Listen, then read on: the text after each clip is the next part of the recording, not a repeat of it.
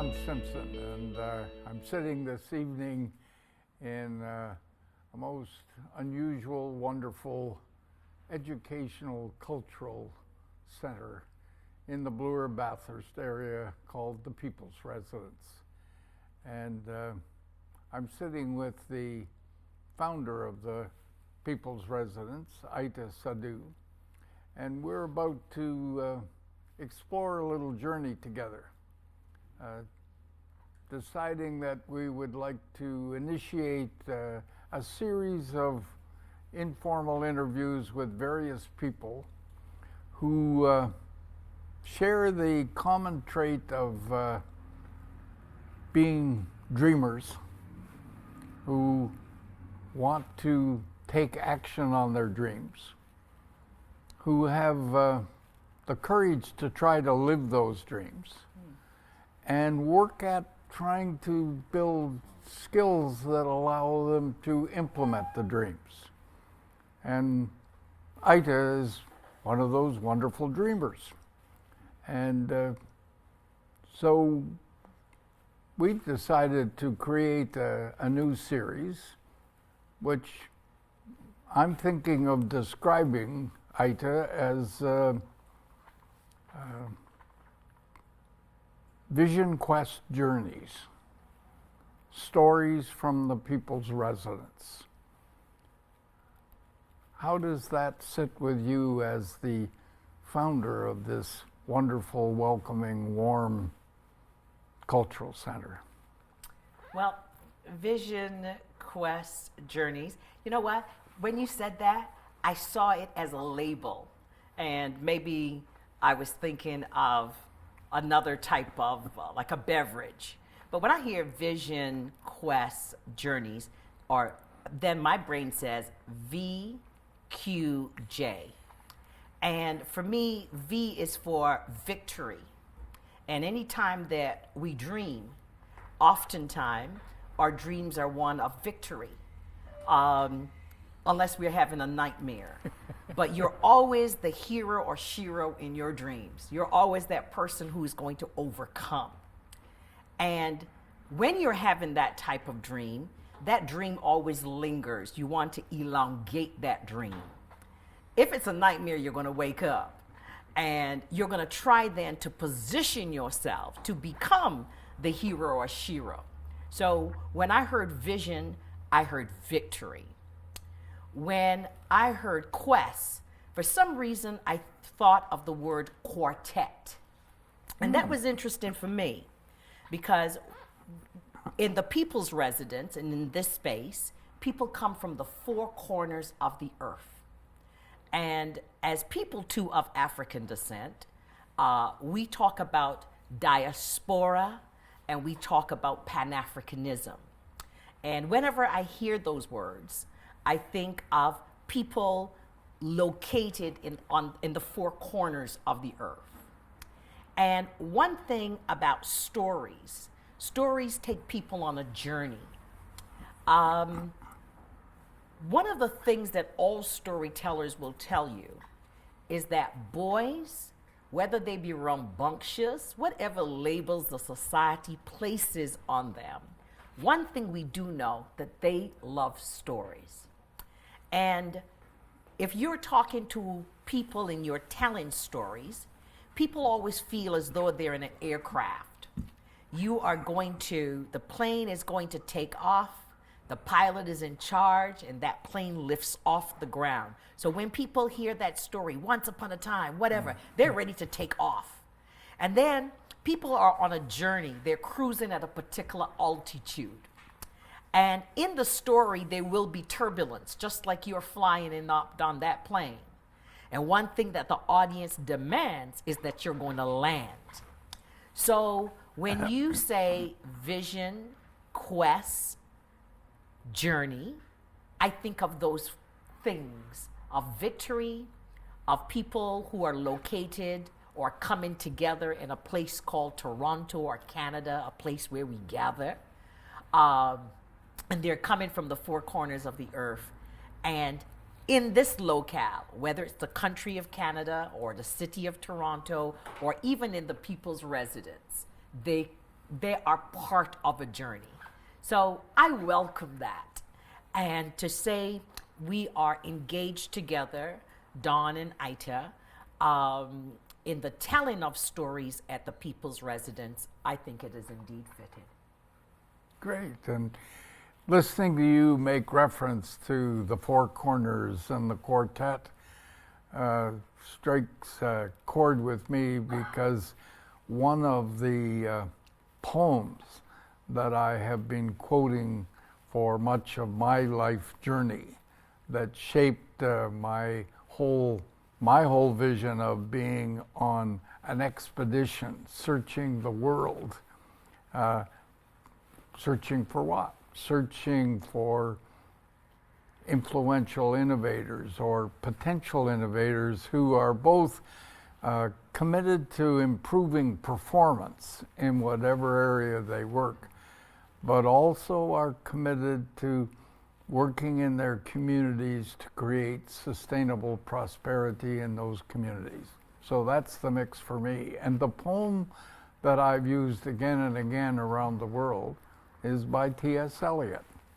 We shall not end our explorations, but the result of these explorings will be to arrive back where we first began and know the place for the first time.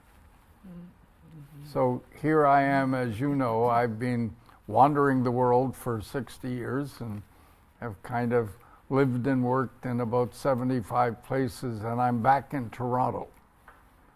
And you have invited me into this warm, welcoming People's Residence. And it's becoming a wonderful home base for me and for many other people that come through the doors for all your events. So if we're going to do a series that talks about stories from the People's Residence, our viewers better know something about the People's Residence. So please share a few of your insights on what is the People's Residence. And this is the cool thing again about story. You said, you use the numbers 60 and you use the number 75. And oftentimes there are significant numbers. My grandmother and my mother now at 86 always says, I've lived 70 and 10 more and more. But 70, that's 60. Mm-mm. And then 75 is often significant. And maybe because 25 and 50 and 75 and 100, you're on your way to 100, so you're good to go. The People's Residence is also to a place where the numbers are magical. 777. So if you're listening to this podcast right now, you're thinking, 777, did she say 77? Some people are thinking, I'm going to go to the racetrack and bet on horse number 7 tomorrow. Some person who is listening to this in Trinidad and Tobago have gone to their Way book and looked up the significance of 7, 77, and 777. So numbers are so significant to people. But if you were to come to this great city of Toronto and you came to a street called Bathurst Street, a street which is rich in the legacy of people of African descent and Caribbean ancestry. Right now, this is the coolest thing ever.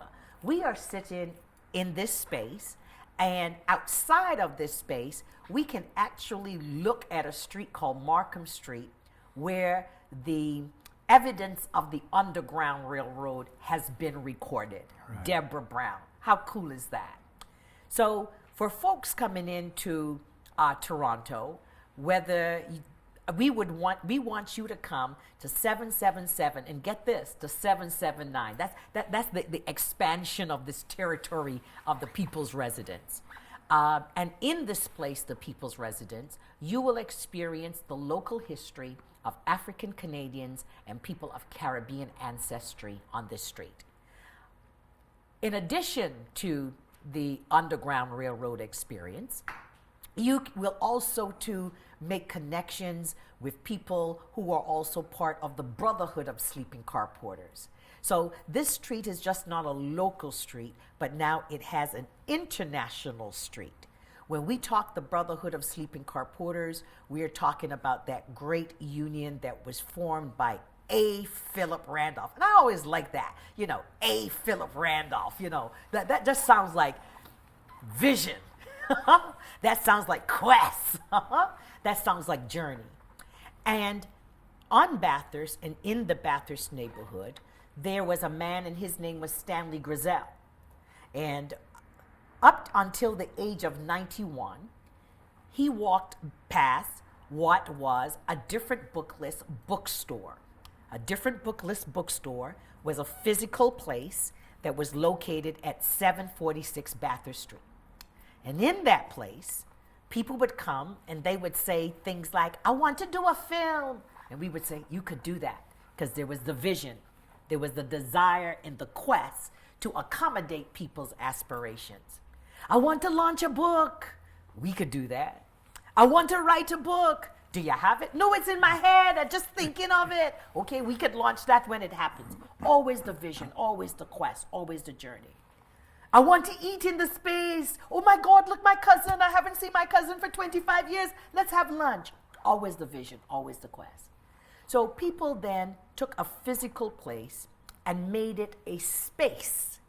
And then one of our staff, a very young woman by the name of Oba, she said, why don't we call the place the People's Residence? Because when people come into the space, they are in residence because they imagine the capacity and the possibilities of the space.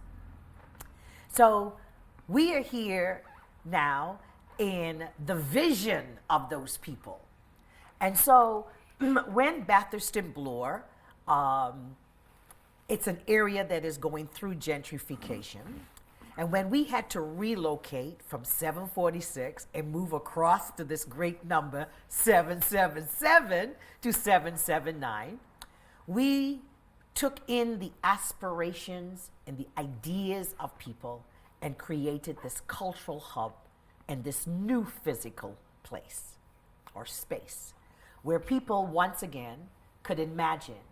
And this time, just like in dreams, the dream got elevated a little bit.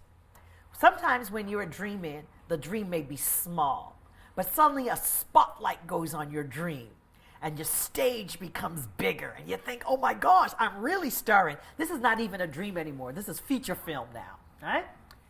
And so when people come now to this new place, we encourage them, and I think that they're encouraged also to now to see themselves in a feature film.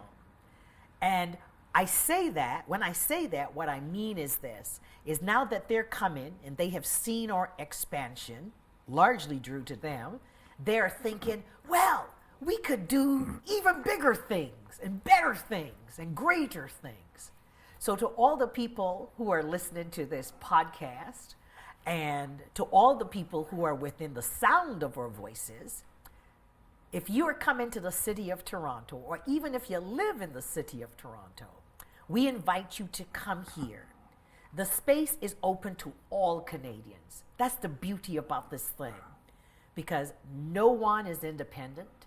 No person is an island all by itself, but there is always, and I like academics for that, the intersectionality of things.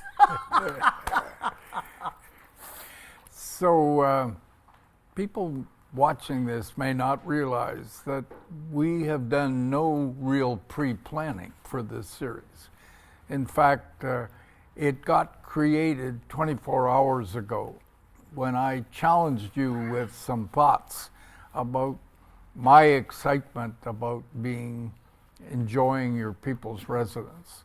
And couldn't we think about this kind of series? And you have this wonderful volunteer team of filmmakers that just keep taking the events of this residence and making them widely available. Mm-hmm. And so my suggestion was that why don't we meet tonight with the film crew and talk about the idea And in your inimitable fashion, you said, why don't we just do it? So here we are doing it. And that last little 5-minute story burst from you starts to shape in my mind what I'm thinking about when I say Vision Quest Journeys, stories from the people's residence. You mention imagination, and you've become well aware that the kind of global journey that I've been on came out of a group of my high school students in the late 1950s in London, Ontario, imagining that they could do something that would inspire their parents, their teachers, their fellow students to have an interest in more than their own personal interests. And they threw the challenge at me as their teacher, help us figure out what the project is. We're ready to go. And by luck, I went by a church in the next week, and there was a signboard saying, "The Winds of Change in Africa."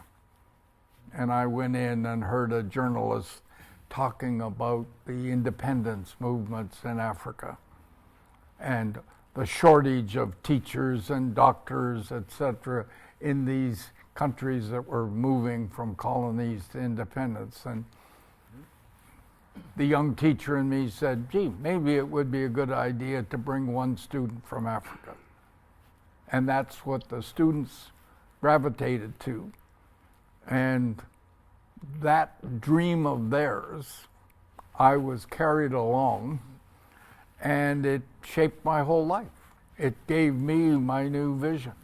It got me involved indirectly with A. Philip Randolph, because A. Philip Randolph was part of a group of black celebrities in the U.S.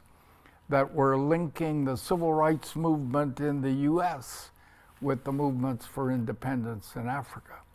So they were creating a much bigger version of what our students were talking about.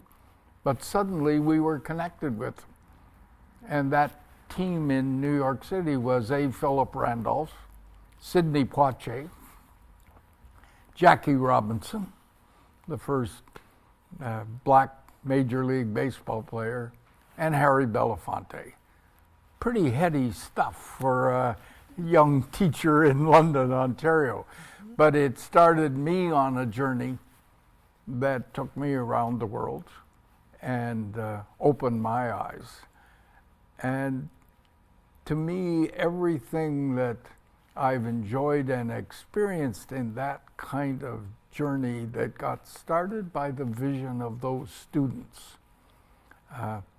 is encapsulated in what I feel when I come into the People's Residence. So thank you for creating this environment.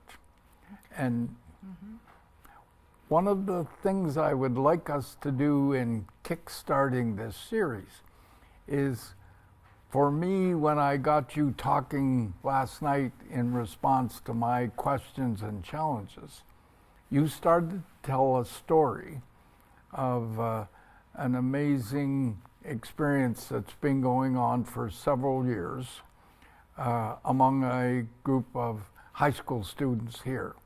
And of course, that resonates very well with the old high school teacher here.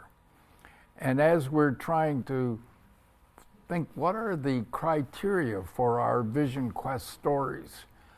I'm imagining that some of the starting criteria is we want to feature stories of initiatives that may have come from the vision from one or two people to start with.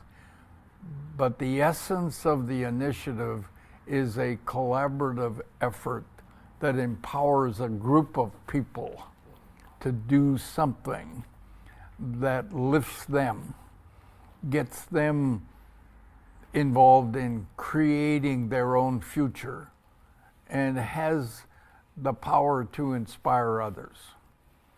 So I'm testing with you as we think through the criteria. And I wonder if we could start by talking about this one project that you got me very excited about yesterday, called the Walk of Excellence, that involves a interesting group of high school students here. And somehow you've helped them feel empowered to take control of this program and do it to help them define their vision and inspire others. So could you start sharing again what the Walk of Excellence is all about? Well, I want to say this. I want to say that Nike says, and why Nike is famous is because they say do it, right? And everybody in the world is wearing signage that says do it. So the question is, what is it that you're going to do, and are you doing it? But I want to make a point about your students. When students come to a teacher and students challenge a teacher, students do that because they know instinctively that that teacher is desirous to meet the challenge. People don't roll up on people and ask them to do things when they don't feel or they don't see that story. So your students saw someone who had the capacity to meet a challenge, to do something different. That's the beauty about that moment. I am sure that they had many other teachers, but it is something that you must have said in the classroom, some practice that you had. It may have been that 5 minutes of, I had a great teacher by the name of Bill Larkin. He was 6'2", and he taught us history in high school. He was the most refreshing teacher I've ever had in my high school years here in Canada. And he would take his very long legs and he would prop them on the desk. Some people might think, well, what is the etiquette here? You don't do that. You don't put your foot on the table. But when he took that sort of posture, it commanded attention. And he would say, I'm giving everybody 5 minutes to externalize. I'm not even going to date myself to tell you how long ago that is. But today, when I go to formal meetings and informal meetings, people feel as though they have discovered this thing new. So they say, let's check in with each other. We're going to have a checkup. And I sit there and I think to myself, how clinical that is. I met Bill Larkin back in the 1970s, and he says, this is your moment to externalize. And he started, and he modeled externalization. I have dogs. And you know I'm a dog fanatic. My wife, whatever, my children. And he would tell us the personal things in his life. So when it was our turn, if we were hurting, if there was victory, if we were on a quest, if we were thinking about a journey or maybe how to get out of the homework in his class, we were engaged and we felt that we had permission to speak with him. We were also very clear that he had very clear rules. There were no late assignments. But because he was so engaging and gave us voice in the class, we didn't even think about not doing the assignment. So I believe, and I would like to offer up, that the students, your students, saw that capacity. Hence, they thought, hey, this is a great pilot to take me on this journey. So that's fascinating for me. So I'm going to interrupt, having invited you to talk about the Walk of Excellence. This reaction from you says, I want to tell you a little more about those students. And this is the beautiful thing about stories. If you were in the Caribbean or you were probably in our city, you'd have cut me off long time and just told me the stories, and I'd have to talk on top of you, and then you talk on top of me. But you know, pop, pop, pop. That's how conversation, and that's the nature of stories, And again, anytime that people engage in an anecdote or stories, it triggers memory and it triggers that vision and that quest and that journey. And so people are compelled to tell a story. So I invite you So to share your these students. students are from a high school called Sir Adambeck Collegiate in London, Ontario, named after a very famous Ontario citizen who laid the whole groundwork for electricity distribution at a low cost to make the difference to everybody in Ontario. They were in a low income area, viewed often by the educational community as, well, there's something strange going on here. Well, what's the problem? Your students are scoring on the provincial things way higher than they should be from this demographic. And they said there must be something wrong with our marking. I mean, it was like, well, we can't, they're not supposed to do that well. Somehow the culture I stepped into in 1957, when I, as a football coach and a teacher, and the other football coach that came, were the first two new teachers in that school in about 20 years. Because remember, we had had a depression, and then we had a world war. So there was no expansion of the population. So I got in just when the school was ready to start growing. But I got in with a group of experienced teachers who cared, and I was their intern. So I got really good coaching. And these marvelous students who created this project, I want to make clear, we started out to bring one student. But very quickly, we had been the catalyst for what became the African Students Foundation, a national foundation. I never thought I'd be involved in creating a foundation. We brought 350 students. We worked with that wonderful group in the US. We influenced the policies in Ottawa, which led to the government starting to put scholarships. So those students proudly have a big dream that they had the courage to try to live and somehow develop the skills to implement it, so they got the results. This school brought its culture together by every Friday having a singing auditorium. We sat in 4 harmony groups, and 500 of us sang 4-part harmony. It had an amazing impact. I was invited to be part of the Glee Club as a teacher. So you start to get a sense that the arts were driving the high performance in sports and intellectually. That school closed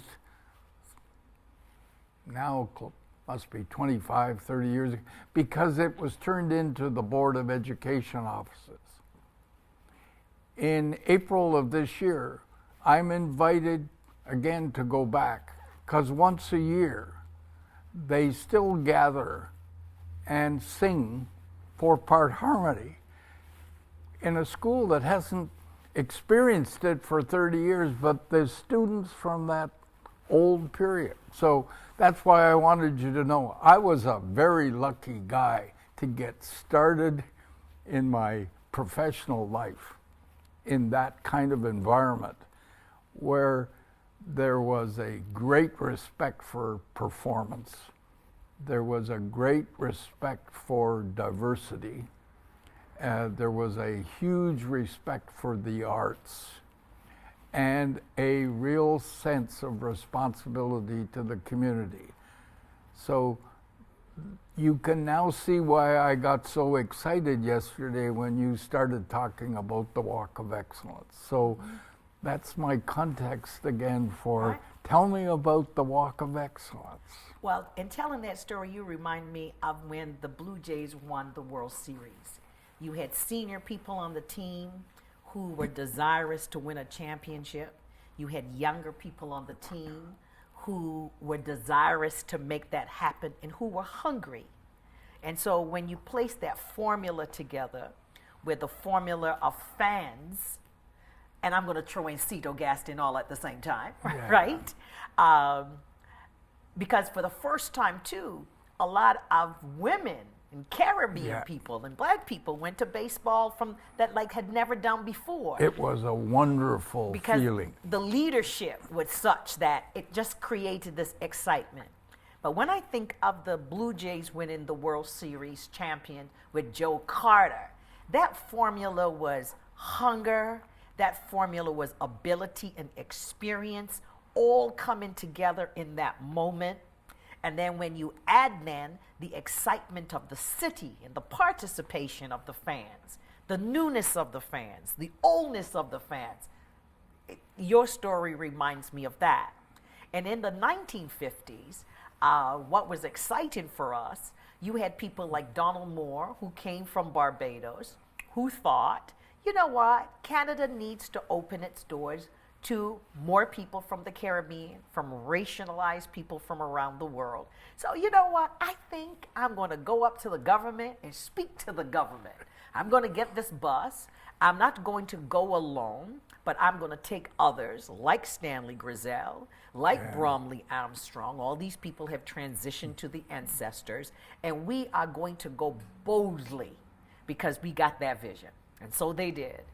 So women, so the 1950s too on Bathurst Street and places like that, you saw this trickle of people. A lot of them women who came on the domestic program from the Caribbean, like my mother, come into Bathurst Street. So all the time that you are speaking about that period, and again, these are people too who had seen war, because some of those men, Harry Gary Sr., they had fought in the war. Yeah. Don Carty fought in the war. Stanley Grizel fought in the war. Well, maybe he played jazz music and he was part of the band, but he was a military, in the military.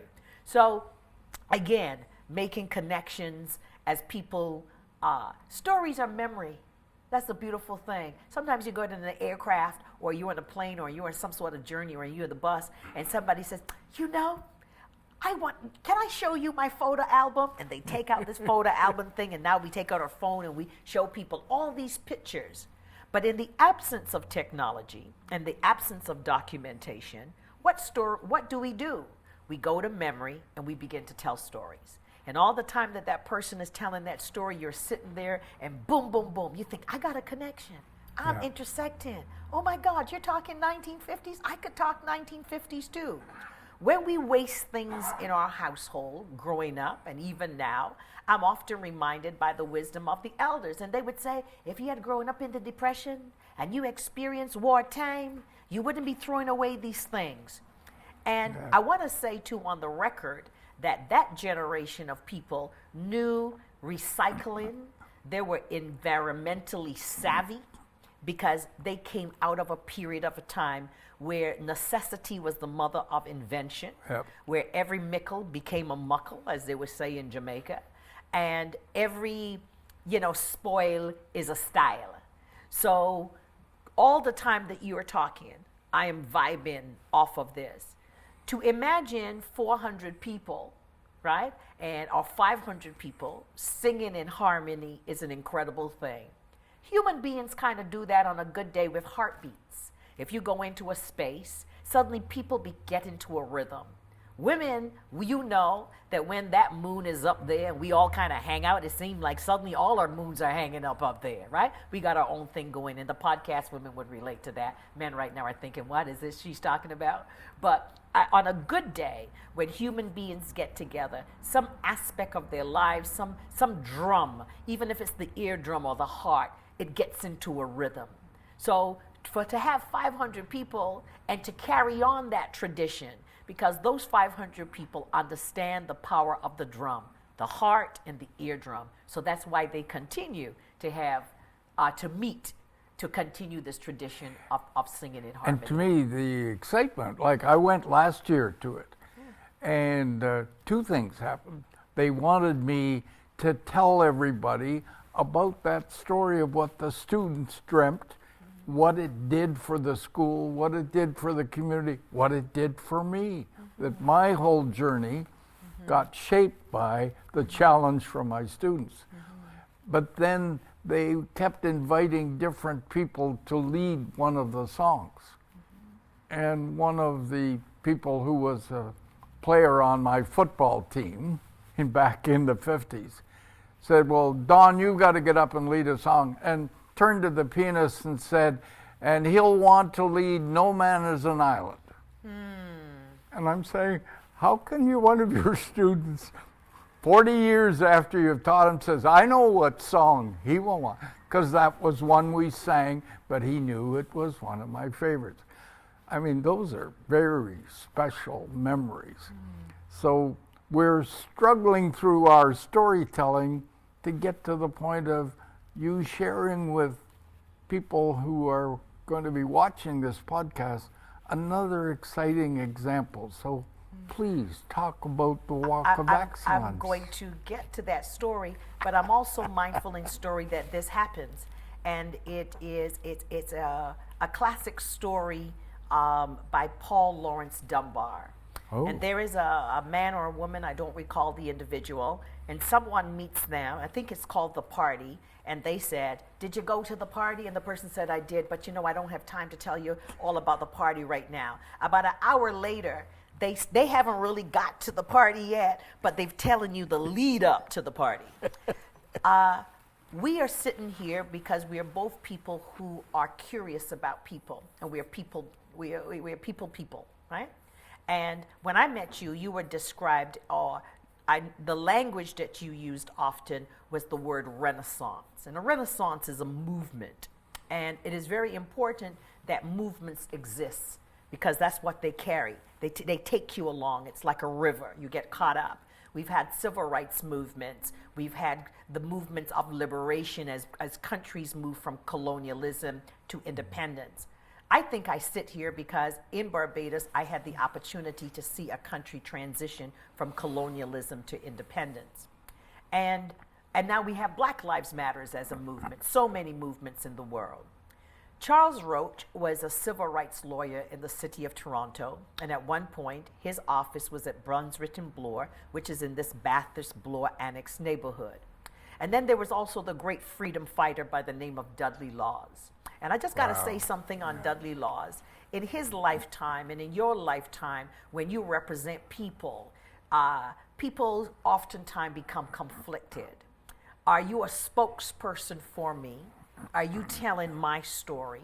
Are you telling all of our stories? So in his lifetime, people were conflicted about, does he represent me?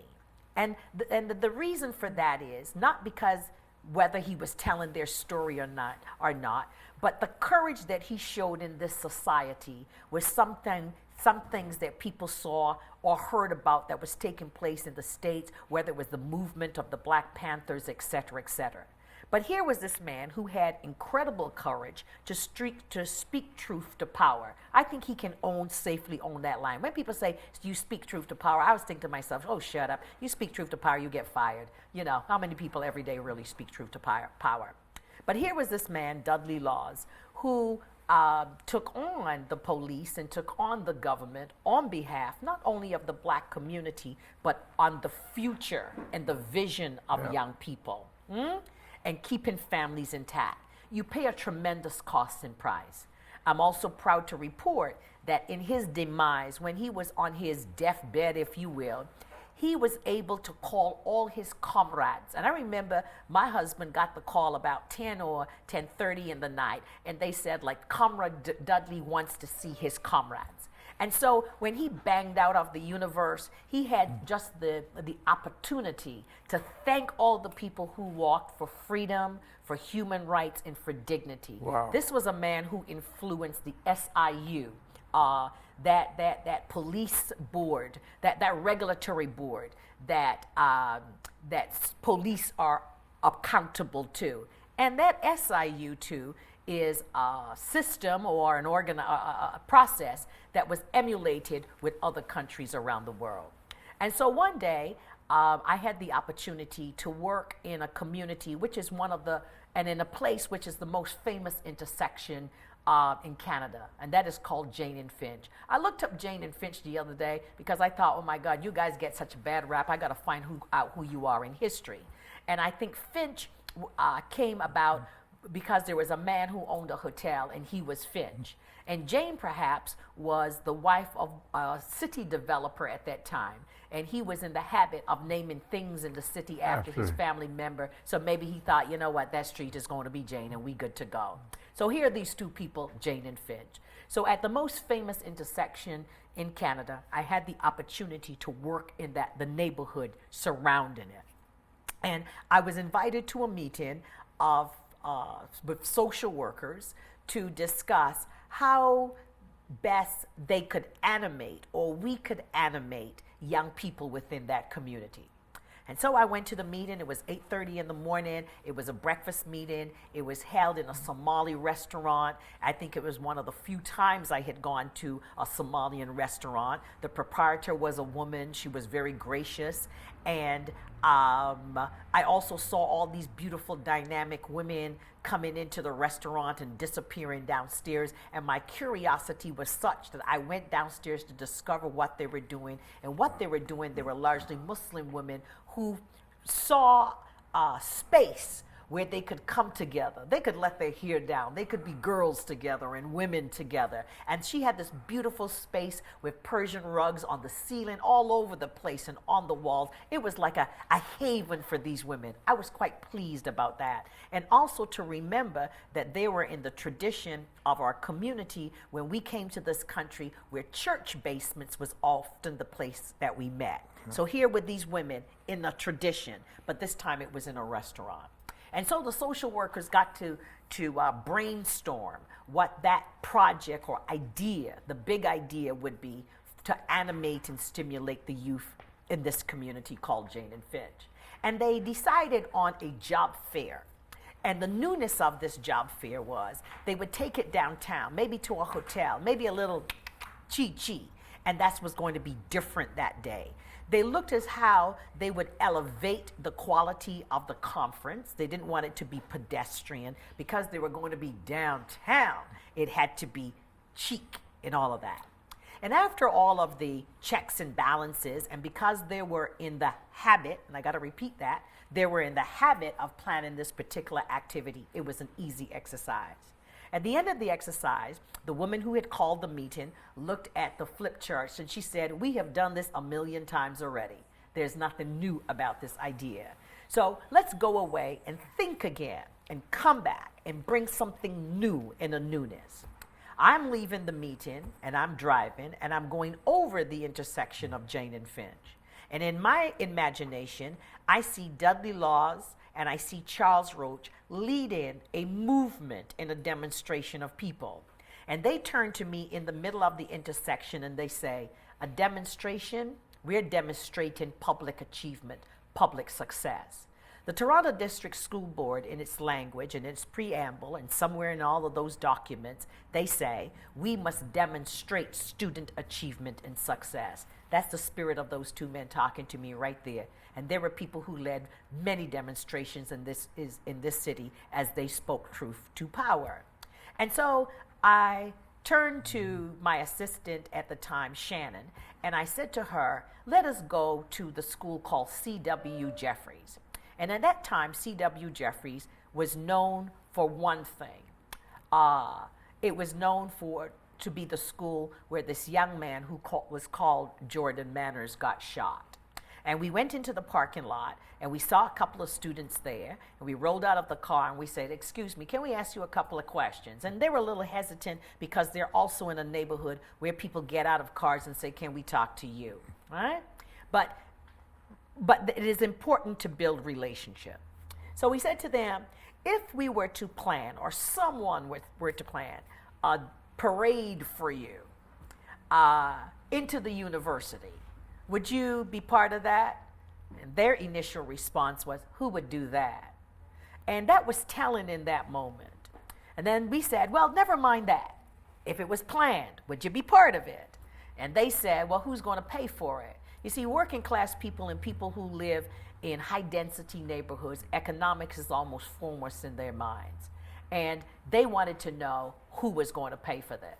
Well, just imagine someone's going to pay for this. Would you be part of it? Miss, yes, we'd be part of it. You know what, miss? Because the world would see us different. See, checkpoints, checkpoints, checkpoints. But miss, hear this now. We want to have it nice like the people of downtown. See, downtown is always nicer than other communities. Miss, we don't want to have box lunches. We want to have it like real reception type foods. Wow, what a demarcation between a Jane and Finch community and downtown. Miss, we don't want to have the smart kids only speaking. We want to have the popular kids speaking. And what we do know oftentimes, that kids who become popular in the classroom are sometimes some of the most brilliant students, but that behavior is misunderstood. So those children become, or students become labeled. And miss, I think there was one other consideration. Oh, and can we express ourselves? Well, what do you mean by that? Could we like drop a poem? Yeah, you could represent your school through a poem. You could represent your school in any expression. So we thanked them. And then we went to Downsview, we went to Westview, we went to all these schools, and exactly the same responses. Who's going to do it? Who's going to pay for it? Hey, by the way, no box lunches, miss, and none of that slab cake. We want cupcakes, right? Wow. And so we then went back to C.W. Jeffries, and we met with the administrator there. And we said to the leadership of the school, Dr. Gala at that time, would you entertain this idea? And just like you, we were now students in his office and he was the teacher. And he had that kind of energy that you could ask him anything. You could see that capacity with this man, because one of the things that we noted, all the students who came through the office, he had a conversation going with them. As a matter of fact, he had bragging rights that his staff and him were engaged in basketball games with the students. And at first, the students were a little reluctant to play, and the students felt that they should kind of let them win because like they were older and they were teachers. And then the students decided, oh no, you are approaching us as equals, so we are going to bring our game on. This was the measure of the man. And he said two important things. Whenever you communicate this idea to the leadership of a school, never ever let them feel that there's going to be heavy lifting, but you communicate it that it can be lifted together and people can help with this idea. That was great advice. And so we went to the leadership of all the schools. Some people were in meetings, but because we were edgy and we came with a cool idea for their students, they came out of their office. And everybody agreed in principle on that day that they would entertain the idea. We didn't even know what this thing was going to be called. We know it was going to be a walk. We know that if they walked, they would publicly demonstrate their achievement. And we didn't want to say the walk of excellence. We wanted to be clear with the world that we were walking with excellence. That was very, very clear. Okay. And then we remembered something else too, that this was not a project against anything. This was not a project for education. This was a project for students. And that they had come to a threshold in their lives, and they had come to a point in their lives where they had completed high school. So we needed to applaud them. And we wanted the world to see that, so that when they listened to data, which could be manipulated, or stats, which could be positioned any which way you want. You say to the income tax, oh my God, it's been a really bad year, but you got to tell the bank it's been a good year. And so all those things were important for us. And then I remembered something. And when I was a child and I went to school in Barbados, on Ash Wednesday, we walked on the sidewalk. And then I remembered if you walk on the sidewalk in the city, you're good to go. So then that took out the situation where we would have had to have a police presence, so much security, all those things that the community was struggling against. But we could have this walk with security, and it could be a beautiful thing. And I'd like to say that when the police officers were approached about the idea, and when we said to them, we don't really want it to be like, the police is walking the kids and it's like a police thing and it's against violence and all of that, they understood in that moment the significance of them ride in with and not cruise in with these students on this day of the Walk of Excellence. And so we then went to the Caravana, or the Festival Management Committee, now it's called, and we said to them, give us your most senior volunteers. We want those people who have been with the Caravana, the biggest carnival in North America, which started in '67 and was the Black community's gift to Canada for its 100th birthday. We want to have those people from that era, because the thinking was that when those seniors and those elders walked with those students, they would trade stories. And on the first day of the walk, Dulcie, I think was her name, or one of the aunties who came, she came and she had in her handbag a very small photograph, this album of photographs. And she called us into the bathroom to seek permission to share that with the students. And she would say, in this one, this is where I got my first aid certificate. And in this one, this is where I completed my English class and whatever. Beautiful, beautiful. When people come together, sometimes without a script, they work well and they're at their best. Now, the university was York University because that was in close proximity. How many people and how many students who live in that community thought about going to York University? Probably didn't even know it exists, but I think they did. One of the things that was interesting for us too with the university is that, the university didn't see this people en masse and students en masse coming into the space. And I think maybe one of the few times, or the last time that the communities go to York, they went to protest the university. So here was a fit in. So when we talk about stakeholders within a community, here's one of our finest universities in the city located in this high density area. What good or what great things could happen if this partnership occurred? At the same time, each student represented between $15,000 and $17,000. So we weren't just walking students, we were walking economic power into a university. Be very clear. So when the university... You're talking about the money the university would get if they were enrolled. Right? Yeah. So when the university also saw that vision and saw the optics, and I would like to think to see some of the goodness that would come out of the project, they signed on. And then the York faculty, the members of the faculty, they got engaged. And so on a particular day, all the schools came together at C.W. Jeffries. C.W. Jeffries came, oh my gosh, the students, they welcome all of these other schools into their space. Schools which sometimes people say, oh my God, they're rivals. I don't think that we should put them together. But the welcoming committee, I mean, they stretch from the front door and it's like, whoa! Every bus that came, the students would go, whoa! It was wonderful. And then the keynote speaker, and it was like a rally for an assembly. And then we walked down the street.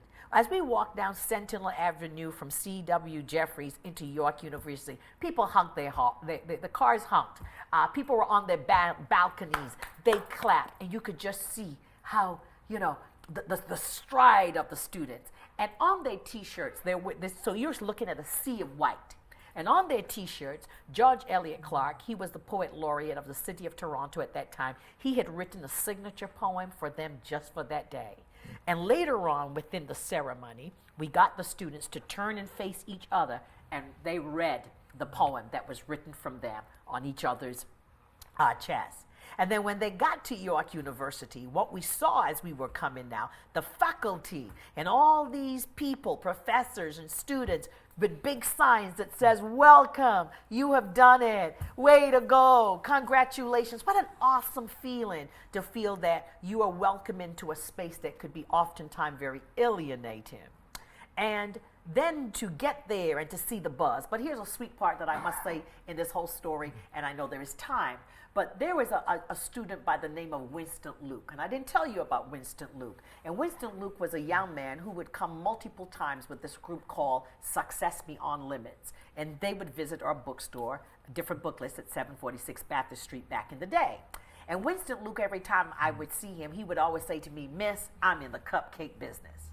And I was part of another program, and Winston Luke got his business cards out of that workshop on a particular day, and he handed me that card. He was a student who attended, I think at the time, Westview collegiate. And he handed me his card and he says, "Miss, I'm in the cupcake business." And every time that Winston Luke told me he was in the cupcake business, I would say to him, "Someday I'm going to do business with you." And so I called up Winston Luke and I say, "Winston Luke, you're in the cupcake business. Today is your day. You have earned that spot. So I need 300 cupcakes." Winston Luke had never made 300 cupcakes in his life. I don't even think he probably went past 5 dozen cupcakes. He freaked right out. He got an industrial kitchen. He got support. And Winston Luke showed up at York University. He was dressed in white. He had on his chef jacket. He had a beautiful table with a lily white tablecloth. He had a flower or some kind of rose in a vase on that. And Winston Luke came with kiwi cupcakes with chocolate. Winston Luke came with cheesecake cupcakes. They melted in your mouth. One of my girlfriends, who is one of she's a standard of excellence. When she tastes Winston Luke's cupcakes, immediately she ordered. Royce and James from the Toronto Star ordered. People order from Winston Luke, but hear this now. When the students came through the door and they saw Winston Luke, and he was standing behind his cupcake display, all like he was like Big Chef from TV. The students go, "Whoa, Winston Luke," because they were very much part of his success. His success. That for me was like the booyah moment of the day, because they could have walked in and be hated. But they had that vision. They saw his quest. They saw the journey. They were all of that. And they were all part of that with him. And everybody cheered on the cupcakes. And one other thing we did too was to get community people who were involved in education or who were just ordinary working class people who had a desire to do well by students. And as the students crossed the threshold into the university, then QP 4400 and the community people placed medallions around the necks of the students to say, "We have walked you from secondary to post-secondary." If you go on to university, we applaud you.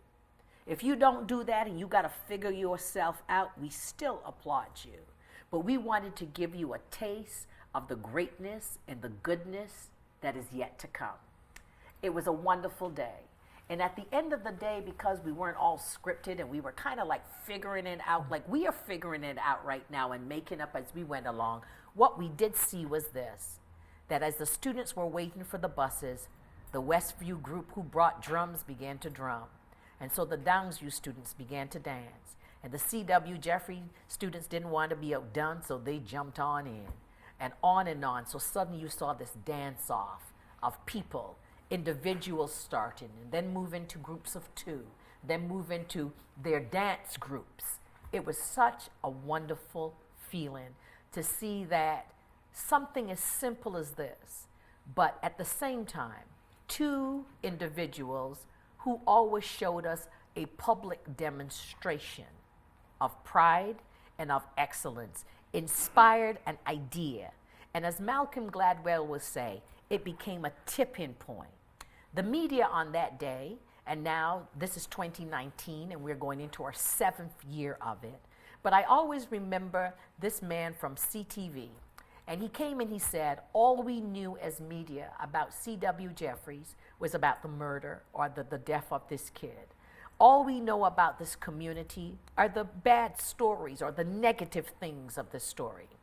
And after that day, people would come into the bookshop and say to me, "I was so happy to hear this story on the CBC, or I've read it in the Toronto Star or in the media, because we were so tired of hearing the one narrative of the most famous intersection in the country called Jane and Finch."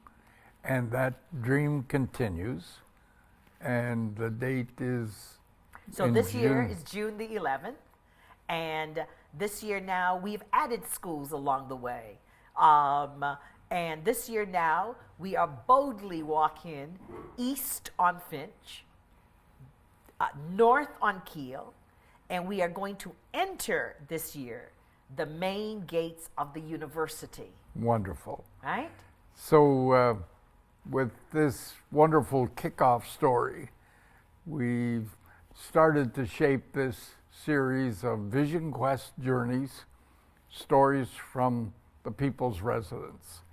And it seems to me that we're trying to reflect two of the main spirits that make people human. And your story of the Walk of Excellence is full of it. The spirit of fantasy, where periodically you put aside the problems of the moment and join with colleagues and celebrate the accomplishments of the past. And the spirit of fantasy, where together you start dreaming about new lifestyles for the future. And it's hit me in my mind that those two spirits can be a driving force for us as we move forward with this new series and tell more of those kind of stories. Thank you very much. Thank it you. was fun. It was a lot of fun. And I'm a believer that there is at least one person who will hear the podcast and they are no longer going to sit on their hands and they're going to become tipping points. Good night for tonight.